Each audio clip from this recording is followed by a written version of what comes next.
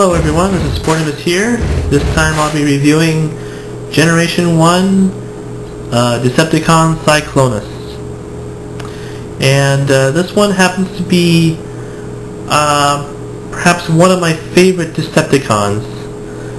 I really liked him in the movie, and I loved his forward swept wings when he first came out. And he's got a great purple color. And this particular one, at least the one that I got, he was made as part of the Target Master series. And I don't think the first wave of Cyclonuses of this type had that. I think he had just a regular gun. But the one that I got had the Target Master included. And here he is right here. And the way he transforms, it looks like he's taking a big, well, you know, the way he transforms is pretty obvious now, isn't it? You just basically fold him in half, and that's his gun. And he comes apart very easily. He has no articulation at all except for his waist, which, as you saw, goes forward and back. Just like that. That's all he has. There ain't no more.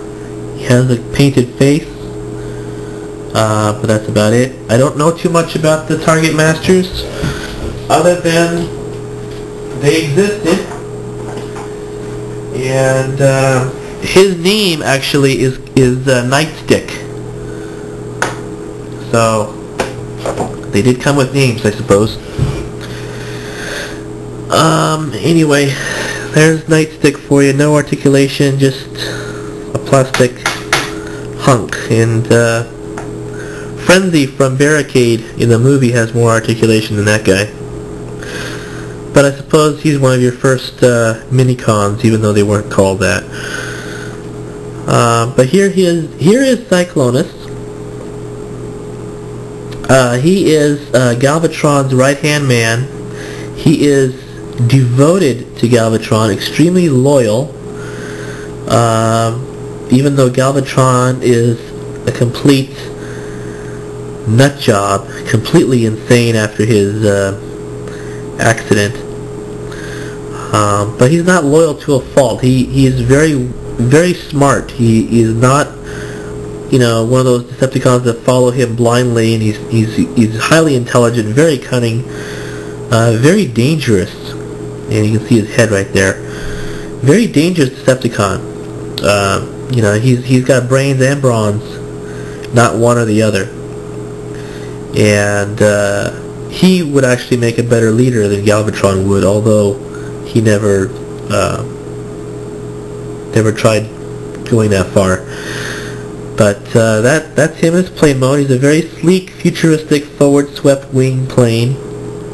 There are some issues with his actual size, because Galvatron would fly him in the movie, which would make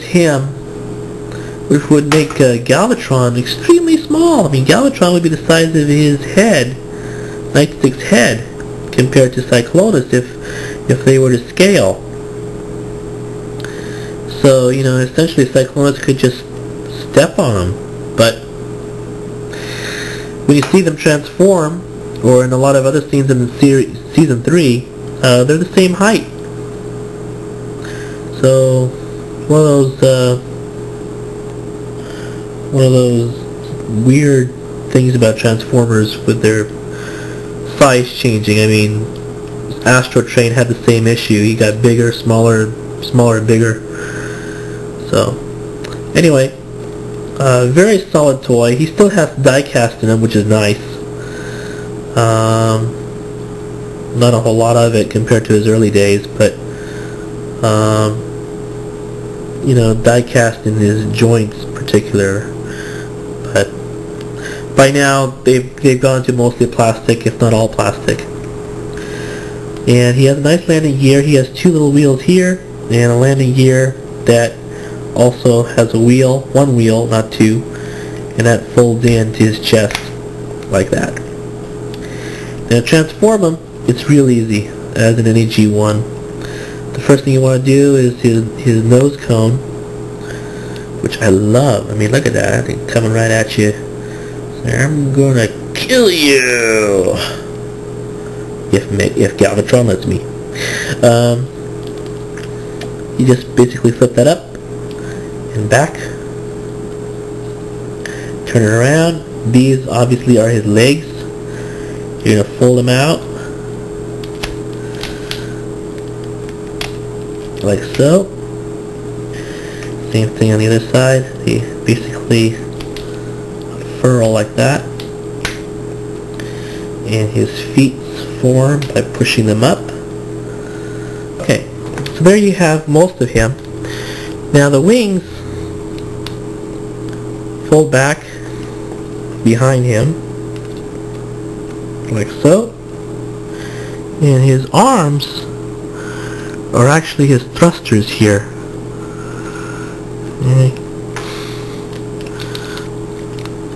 They basically fold out like so.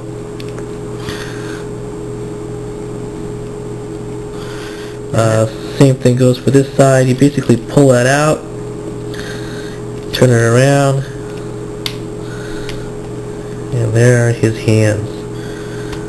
And there you have Generation 1 Cyclonus, which is horribly out of proportion to what his animated version is. It's simply fantastic. But this guy, it's like, what the hell happened to you, Cyclonus? I mean, you got yourself wrung out real bad. His face is pretty cool. He has a very mean, very Decepticon looking face. He's got the horns here. His body is very thin and narrow. His fists are ginormous, and they're not really even fist-like. But he has some articulation, unlike most of them. He can actually kick someone. And a lot of these Season 3 in movie Autobots and Decepticons, they don't have this kind of movement to them. So, that's pretty good. So, that's not half bad. His arms rotate 360 degrees. He's got some elbow movement, and he can twist at the elbow. He has no wrists, obviously. And his buddy Nightstick here goes on him quite easily. Although it doesn't look right. I mean, whatever. But that's him. That's Generation 1 Cyclonus. His deformed self, in a way. And I give him plane mode is awesome. I mean, it's not perfect. It's not based on anything real, but it looks great. Got a lot of detail into him. Nice paint job, nice sticker applications and things like that. So his plane mode, I give it an 8.5. Doesn't have clear windows and could have been a little bit more detailed in the engines, but otherwise not bad. And his face shows. So he gets an 8.5 in his plane mode. And transformation, nothing really all that special. So he gets about 7. His transformation, and robot mode is his weakest mode. Gets a, well, he makes up for it with articulation, so I give him an 8. I just wish his proportions were better. Those fists are just wrong. But anyway, that be him. Hope you like this review, and see you next time.